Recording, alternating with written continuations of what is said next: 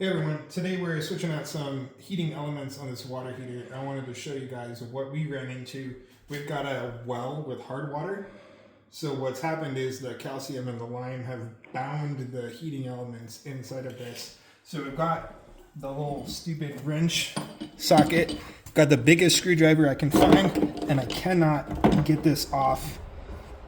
Pulling as tight as I can, it's stuck.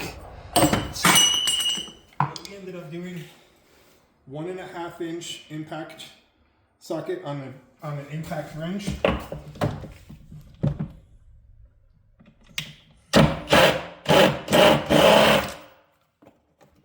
it comes right off.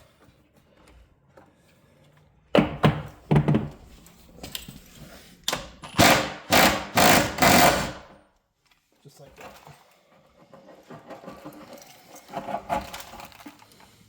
Now I can change them out.